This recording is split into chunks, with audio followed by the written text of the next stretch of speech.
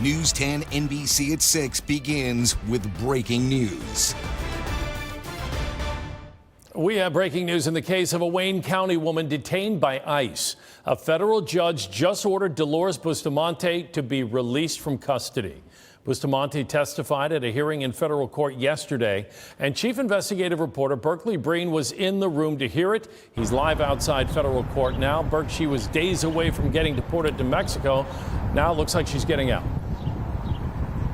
She's getting out until she gets detained again, Brett, which is still possible. But in the hearing in federal court, the building behind me yesterday, it was pretty clear that when ICE detained Dolores Bustamante, those agents didn't follow any of the basic rules they have to follow to detain and deport somebody. Here's part of the order by federal judge Meredith Vaca that came down just a couple of hours ago. It says the government shall immediately release Bustamante from custody under an order of supervision.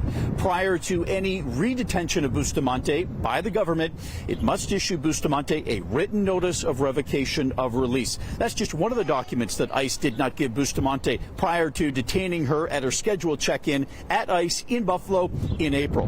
Her lawyers yesterday argued that Bustamante's arrest was so haphazard and so hurried that her name wasn't on any ICE list, from the flight manifest of the plane ICE put her on to the ICE detention center in Louisiana where she ended up. Tuesday, outside federal court, her family and supporters rallied in the hopes that Dolores would be released. Now, this decision does not negate the fact that Bustamante has a final order of removal, but it says that if ICE rearrests her, they have to give her a formal notice. It has to include who made the decision, and they have to give her an informal interview. Now, Brett, that last part doesn't sound very official, but it's one of the rules. And it gives people like Dolores and other people like her the opportunity to tell ICE why they shouldn't detain her. And that didn't happen when she was detained in April either. So, Burke, where is Bustamante now? She's being held in the Allegheny County Jail, which is about 85 miles away. The order says that she has to be released, Brett, immediately, and ICE need to sort of file a confirmation about that by 4:30 tomorrow.